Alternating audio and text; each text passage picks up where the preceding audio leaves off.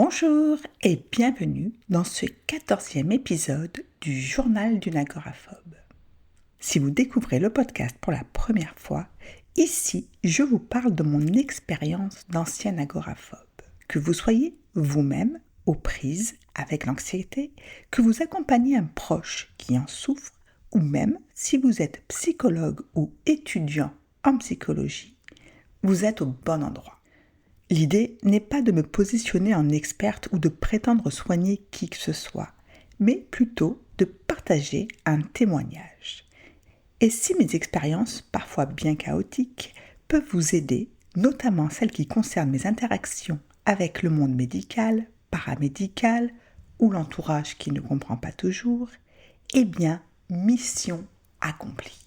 La semaine dernière, je vous ai parlé de mon manque d'implication dans le processus thérapeutique et la prise de conscience que sans une réelle implication de ma part, la thérapie n'allait pas se faire toute seule.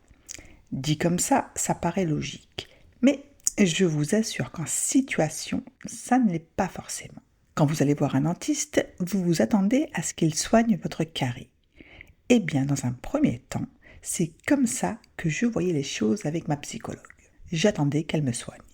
Mais je ne suis pas allée voir une psychologue pour un bobo aussi facilement soignable qu'une carie. Je suis allée la voir parce qu'il m'était impossible de sortir de chez moi sans décompenser partiellement ou totalement.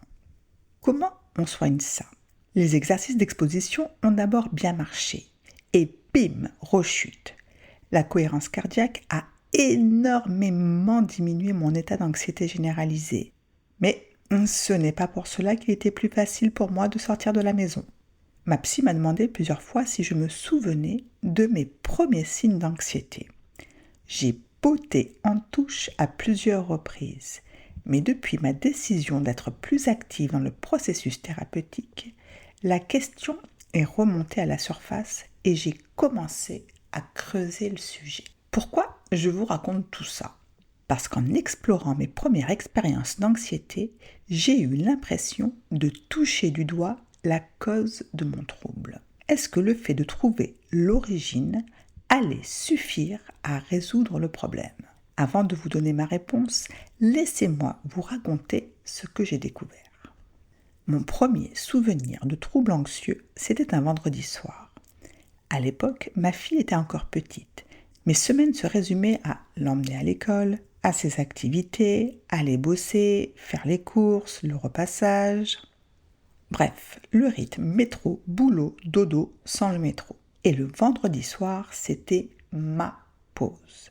Je regardais une série que j'aimais beaucoup sur M6, Bones. La soirée idéale ? Pas tout à fait. Je m'installais sur le canapé et très vite je m'endormais, souvent avant la pub. Puis, vers 1h du matin, je me réveillais pour éteindre la télé et aller me coucher. Et là, c'est à ce moment précis que l'angoisse est apparue. Elle revenait chaque vendredi dans la même situation. Tous les vendredis soirs, même refrain. Je me disais que la semaine était encore passée trop vite, que j'aurais aimé faire ceci ou cela, et que je n'avais finalement rien fait. Ce sentiment de ne pas avancer, de stagner, de laisser passer le temps, cette angoisse, elle s'est installée semaine après semaine jusqu'à ma première attaque de panique. Cette angoisse du vendredi soir a duré quelques années avant ma première attaque de panique. Est-ce que c'était ça la source de mon angoisse ? Cette impression de stagner, de ne pas construire. J'avais l'impression d'avoir mis le doigt dessus. Mais est-ce que découvrir l'origine de mon angoisse allait suffire à tout débloquer ? Allais-je enfin pouvoir sortir de chez moi sans décompenser ? Est-ce que mettre la main sur la source de mon problème allait me permettre de rectifier le tir, de résoudre le problème à la source pour enfin avancer et reprendre une vie normale ? Sortir de chez moi, aller au ciné, au restaurant, spoiler alerte, ce n'est pas si simple. Ce qui est certain, c'est que cette introspection m'a fait beaucoup de bien. Elle m'a permis de davantage apprendre à m'écouter, à me connaître. Mais l'angoisse était à l'époque trop ancrée chez moi. J'avais trouvé une pièce manquante du puzzle, mais cette pièce ne suffirait pas à résoudre à elle seule le problème. Si cet épisode s'arrête là pour aujourd'hui, le chemin de la guérison, quant à lui, ne s'arrête pas là.